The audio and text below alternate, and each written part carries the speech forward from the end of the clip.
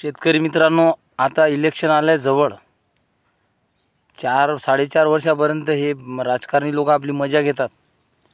ठीक आहे, आता आलं इलेक्शन जवळ आणि हे त्याच्यामुळे हे काय करतील, आता आम्ही शेतकऱ्याला हे देतो, आम्ही ते देतो, असं करतो, तसं करतो, कर्ज माफ करतो, हे भरपूर आता दावे करणार आहेत, भरपूर प्रॉमिसेस करणार आहेत. ठीक आहे, पण सगळे पार्टी जेवढे आहेत इलेक्शनमध्ये उभ्या राहिलेल्या त्यांना प्रॉमिस करू द्या. आणि त्याच्यानंतर जर काही सरकारमध्ये आले आणि मग यांनी जर आपल्याला दिलेला शब्द पाळले नाही शेतकऱ्याला, तर मग आपण काय करू? आपण त्यांना नाही भाई, हे बोंड्या आहेत ना, हे कपाशीच्या बोंड्या, हे बोंड्या खाऊ घालू आपण त्याले.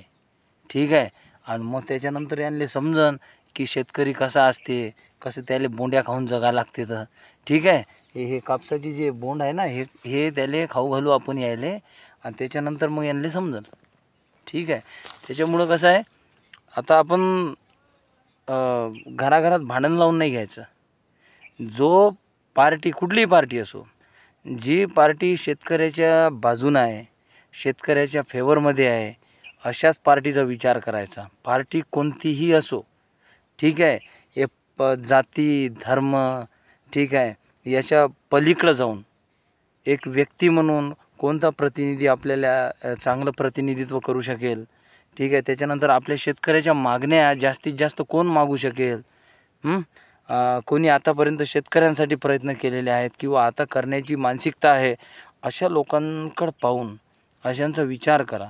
ठीक आहे, आणि जातीचा धर्माचा प्रतिनिधी पाठवल्यापेक्षा एक शेतकऱ्याचा प्रतिनिधी पाठवून द्या.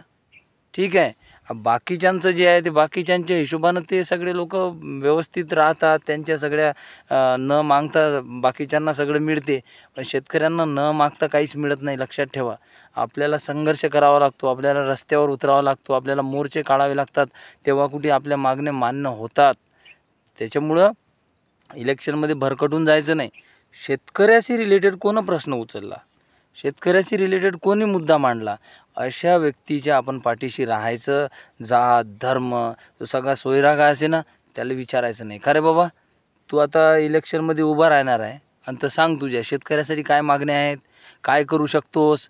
अशा पद्धतीने जर आपण राजकारणाचा हे ज्या पद्धतीने आपल्यासोबत राजकारण करून आपल्या घराघरामध्ये भांडणं लावतात, आपण जर त्यांच्यासोबत अशा पद्धतीने आपल्या मागण्यावर ठाम राहिलं ना, तर ह्या लोकांना काम करावंच लागेल. ठीक आहे, त्याच्यामुळं आणि नाही यांनी केलं मग हे पाहे, हे बोंड्या आहे ना, यांच्यासाठी यांनी बोंड्या खाऊ घालू आपण.